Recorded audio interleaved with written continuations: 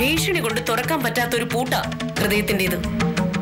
പിന്നെ സ്നേഹമാണെങ്കിൽ അത് പിടിച്ചു വാങ്ങാൻ ശ്രമിക്കും തോറും നമ്മൾ, നിനക്കറിയില്ലെങ്കിലും നിന്റെ ഏട്ടനത് നന്നായിട്ട് അറിയാം. കളി തുടങ്ങി വെച്ചത് നിങ്ങളൊക്കെ കൂടിയാണെങ്കിലും ഇപ്പൊ പന്ത് എന്റെ കോർട്ടില. കളപ്പൊരിക്കൽ ഗൗരിയുടെ ബന്ധു വാങ്ങേണ്ടയാൾ കുഞ്ഞിന് പാല് വാങ്ങാനോ ഉടുതുണിക്കോ മറുതുണിക്കോ ഗതിയില്ലാതെ തെരുവിൽ അലിഞ്ഞു നടക്കേണ്ടി വരില്ല. അംബികയും കുഞ്ഞും ഇവിടെ താമസിക്കും, അവർക്കിഷ്ടമുള്ള കാലത്തോളം.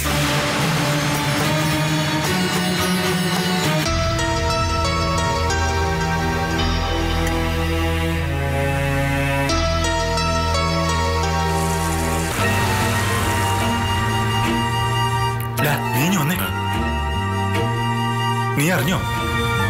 എന്ത്? നീ വാഹ പോത്ത് കേക്കണ്ട.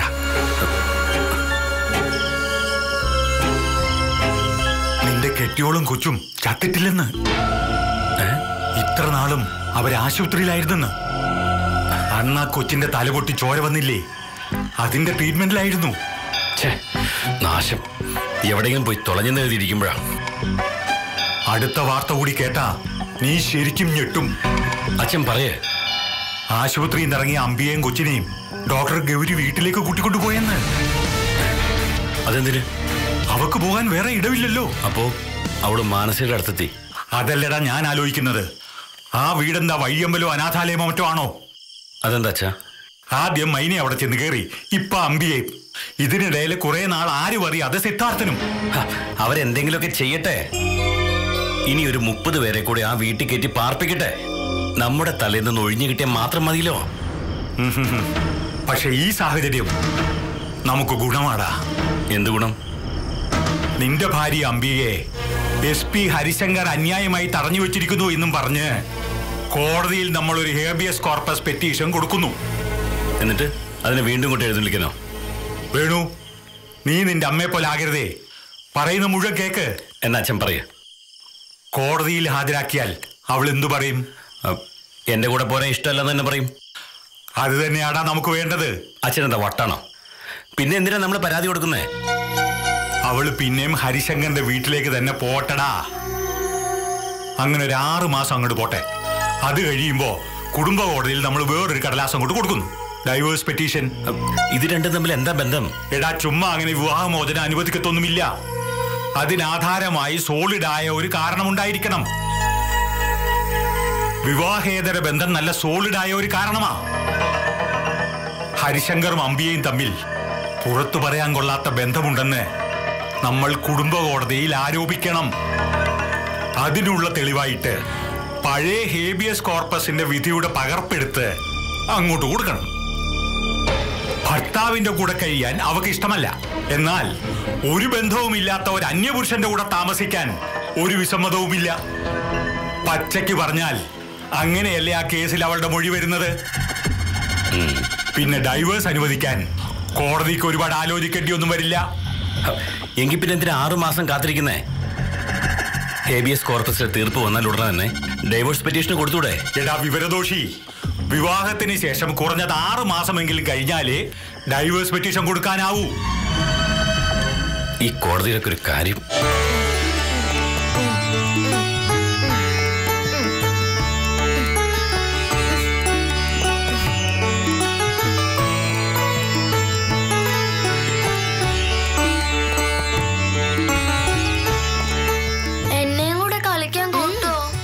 കളിപ്പാട്ടവും കൂടെ എടുത്തോണ്ട് വാ. എനിക്ക് കളിപ്പാട്ടം ഒന്നും ഇല്ല. അച്ഛൻ വാങ്ങി തരില്ലേ? അച്ഛനോ? അച്ഛന്മാരുടെ പണിയല്ലേ കളിപ്പാട്ടം വാങ്ങി തരേണ്ടത്. എനിക്കറിയാമേല. എന്റെ അച്ഛൻ എന്നോട് പിണക്കത്തില്ല. പിണക്കം മാറ്റാനേ ഒരു ഉമ്മ കൊടുത്താ മതി. മതിയോ? മതിയെന്നേ. നിനക്ക് വേണോ ഇത്? നമുക്ക് ഓടിക്കളിക്കാം. പിടിക്കാൻ വാ. വാ വാ, എന്നെ പിടിക്കാൻ വാ.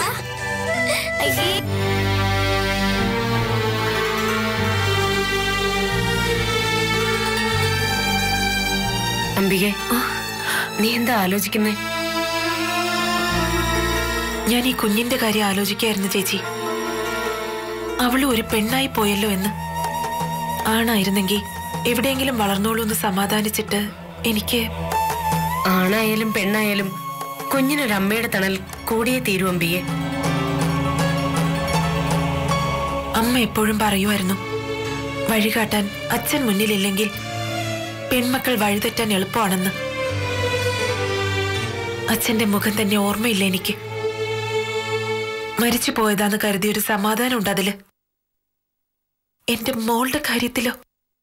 ഇനിയും വേണുഗോപൻ സ്വീകരിക്കുന്ന പ്രതീക്ഷയുണ്ടോ അംബികയ്ക്ക്?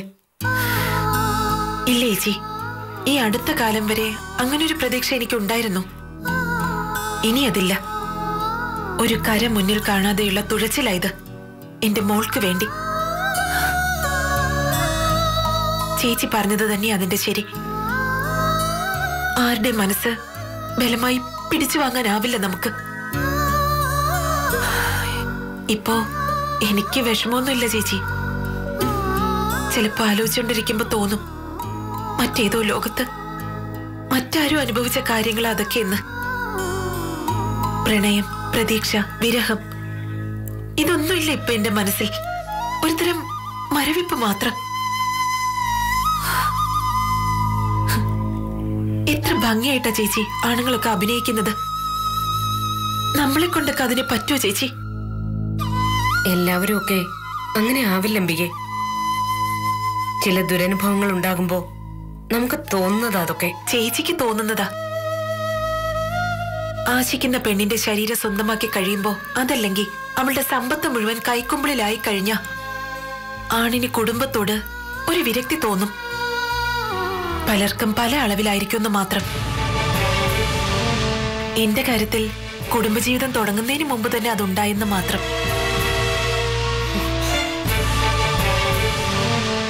അംബിക നിക്ക്, ഞാൻ കിച്ചണിലേക്ക് ഒന്ന് ചെല്ലട്ടെ.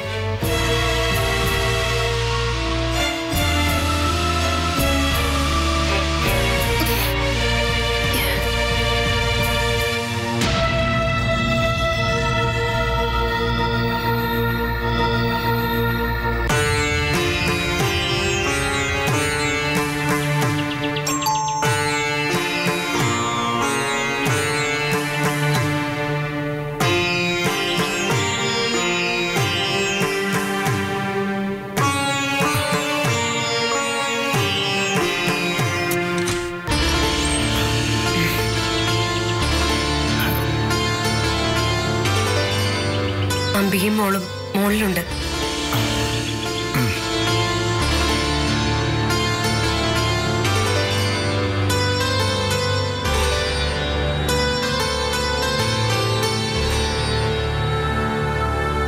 ഗൗരി ചേച്ചി, നന്ദി.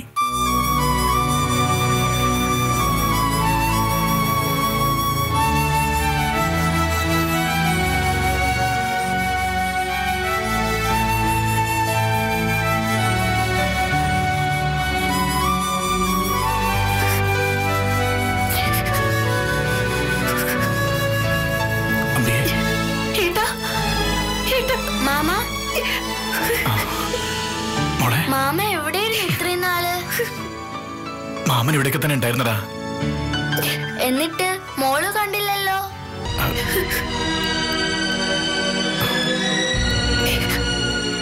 മോളുടെ തല പൊട്ടി ആശുപത്രിയിലൊക്കെ കിടന്നു. മാമൻ ഇപ്പോഴാണ് അറിഞ്ഞത്.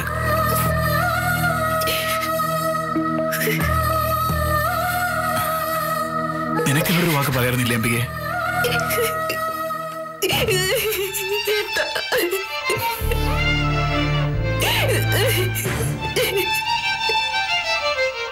നിനക്ക് വേണ്ടി, അല്ലെങ്കിൽ ഗോപമൂക്ക് വേണ്ടിയാ എല്ലാം തുടങ്ങി വെച്ചത്. അതിനു വേണ്ടിയാ ഒരുപാട് യാതനകൾ അനുഭവിച്ചത്. എന്നെങ്കിലും നിങ്ങൾക്ക് രണ്ടുപേർക്കും പേടി സ്വപ്നങ്ങളില്ലാതെ ഉറങ്ങാലോ എന്ന് പ്രതീക്ഷിച്ച ഇപ്പോഴും ഞങ്ങൾ ഒരുപാട് പേര് ഉറക്കുളയ്ക്കുന്നത്. അതെല്ലാം വെറുതെ ഒന്ന് തോന്നുക ഇപ്പോ.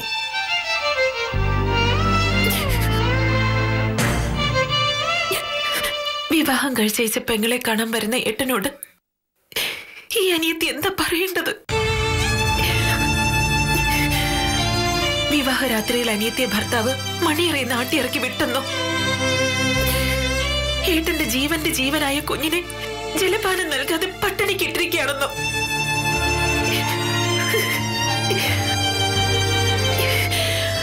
ആ വീട്ടിലെ ഈ അനിയത്തിക്കും കുഞ്ഞിനും ഒരു നായയുടെ വില പോലും ഇല്ലെന്നോ?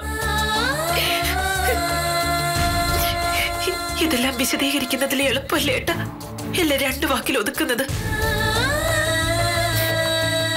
സുഖമാണ്, പരമസുഖം.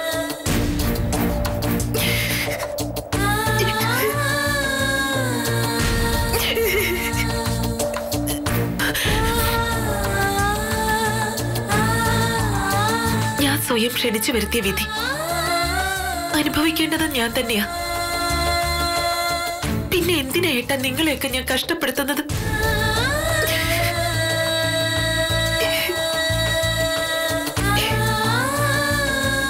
എന്തിനായിട്ടാ നിങ്ങളൊക്കെ എന്നെയും കുഞ്ഞിനെ ഓർത്ത് സങ്കടപ്പെടുന്നത്? കൊടുങ്കാടിന്റെ നടുവിൽ ഒറ്റയ്ക്ക് വിരിഞ്ഞ പൂവ് പോലെയാ ഞങ്ങളുടെ ജീവിതം. ആരും കാണാനില്ലാതെ ഈ ജീവിതം അങ്ങ് അവസാനിച്ചോളൂ. അവസാനിക്കണം. എന്തിനായിട്ടാ നിങ്ങളൊക്കെ കൂടി ഞങ്ങൾ ഇങ്ങനെ സ്നേഹിച്ച് കൊല്ലുന്നത്?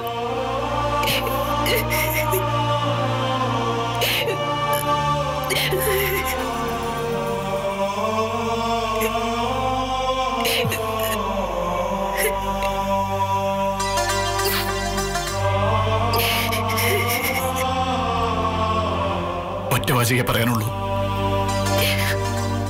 നീ എന്റെ പെങ്ങളായതുകൊണ്ട്, എന്റെ കൂടപ്പിറപ്പായതുകൊണ്ട്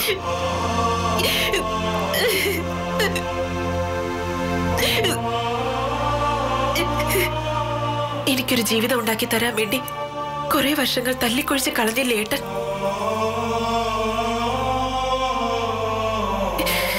ഇനിയെങ്കിലും സ്വന്തം ജീവിതം നോക്കണം.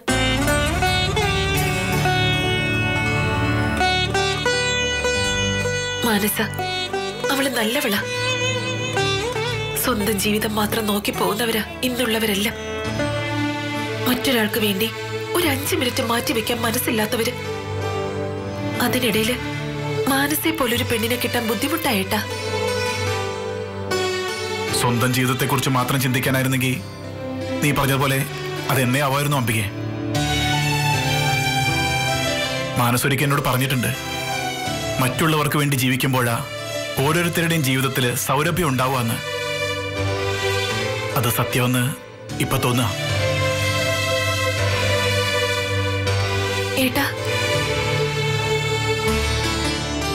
ഏട്ടനിപ്പോ മോളെയും കുഞ്ഞിനെയും കൂട്ടിക്കൊണ്ടുപോവാൻ ഒരു മേൽക്കൂരയുടെ തണലില്ല. അമ്മ പറഞ്ഞ പോലെ പൂട്ടിക്കിടക്കുന്ന നമ്മുടെ വർക്ക്ഷോപ്പ് അത് വീണ്ടും തുറക്കാനുള്ള ശ്രമത്തിലാ ഏട്ടൻ. അത് കഴിഞ്ഞ് ഏട്ടൻ വരും നിങ്ങളെ കൂട്ടാൻ.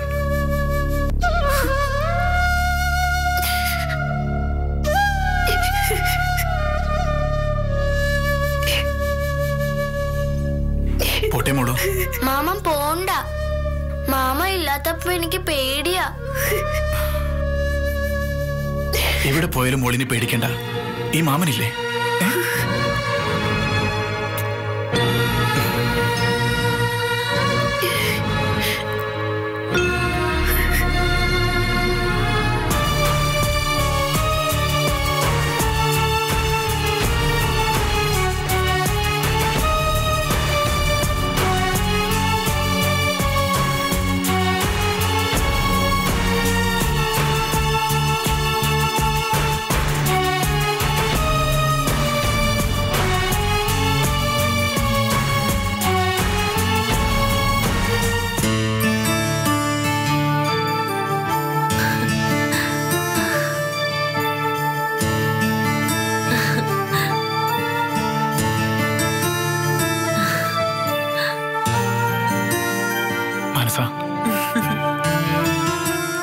കണ്ടോ അംബികെ?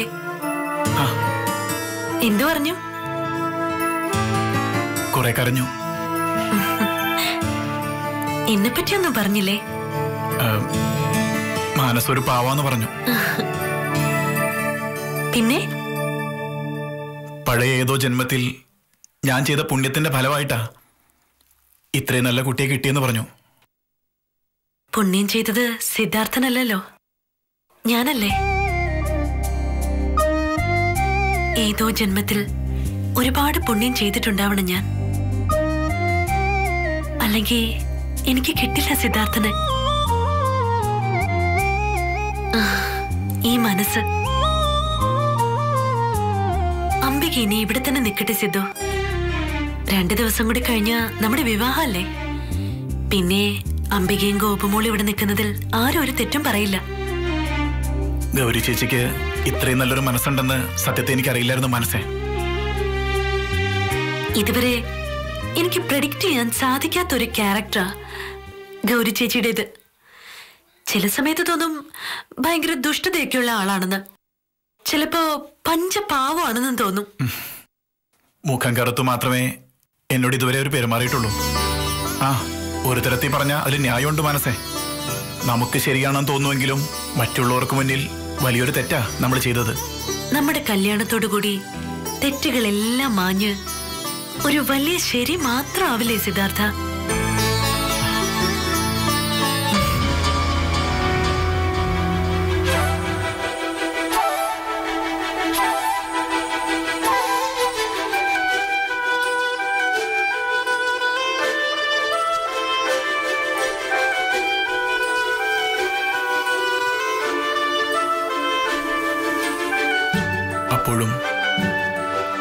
അപ്പോഴും പുതിയ ചില തെറ്റുകളുണ്ടാവും. മനസ്സേ,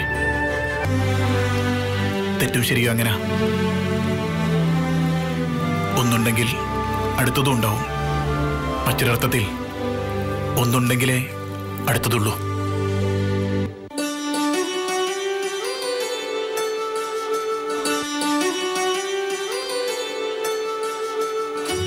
ഉറങ്ങിക്കോട്ടോ, ആരും ഉപദ്രവിക്കില്ല. വാവൂ വാവൂ വാവൂ വാവൂ വാവീ വാവൂ. ആരാ മോളെ ഇത്? എന്റെ വാവയോ? വാവ എന്തെടുക്ക? വാവ ഉറങ്ങ. ഈ പകൽ സമയത്തോ? വാവയ്ക്ക് വാവുക. വാവു, എന്തു പറ്റി? വീണതാ. എങ്ങനെ? അച്ഛൻ തള്ളിയിട്ടതാ.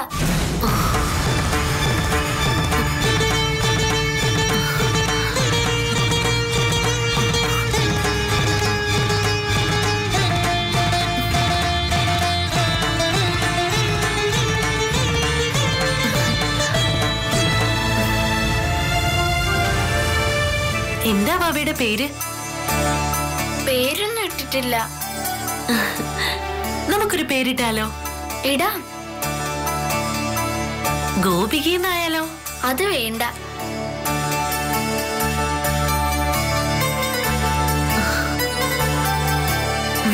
അതെന്താ? ഗോപികയ്ക്ക് എപ്പോഴും സങ്കടമല്ലേ. എന്റെ വാവ എപ്പോഴും സന്തോഷമായിരിക്കണം.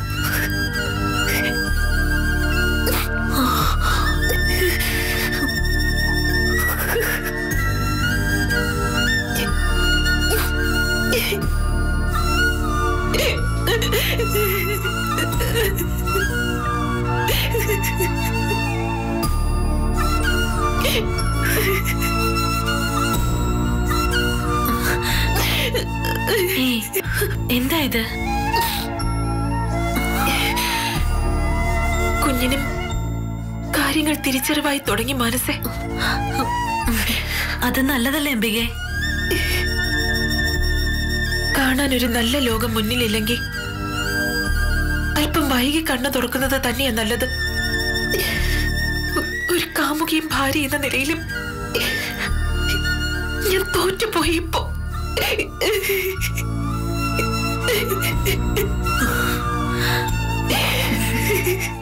അതൊക്കെ അങ്ങ് മറന്നുകളെ. ഇപ്പോ നമ്മളൊക്കെ ഒരുമിച്ചില്ലേ? ഇതൊരു ഇടത്താവളം മാത്രമല്ലേ മനസ്സേ? ജീവിതം ഇനിയും ഒരുപാട് മുന്നോട്ട് കിടക്കുകയാണല്ലോ. എന്താന്ന്? എന്റെ ഈ അംബികക്കുട്ടി ഇനി ഇവിടെ വിട്ടു പോകാനോ? ഞാൻ സമ്മതിക്കില്ല. അതൊന്നും ശരിയാവില്ല മാനസേ. എന്തൊക്കെ പറഞ്ഞാലും ഞാനിവിടെ അന്യല്ലേ. അപ്പോ അതാണ് കാര്യം. കോംപ്ലക്സ് അതൊന്നും ഇവിടെ വർക്ക്ഔട്ട് ആവില്ല മോളെ. സിദ്ധാർത്ഥൻ എന്റെ കഴുത്തി താലി കെട്ടിയ പിന്നെ അംബിക ആരാ? എന്റെ നാത്തൂൻ. എനിക്ക് കുശുമ്പ് കുത്താനും പോരു കുത്താനും ചിലപ്പോ തലമണ്ട നോക്കിയൊരു കിഴക്ക് തരാനൊക്കെ ഈ നാത്തൂൻ ഇവിടെ തന്നെ വേണ്ടേ? എന്താ ഞാൻ ആദ്യമായിട്ടൊരു ആഗ്രഹം പറഞ്ഞിട്ട് സാധിച്ചു തരില്ലേ എന്റെ ഈ കുഞ്ഞു നാത്തൂൻ? കരയാതോ?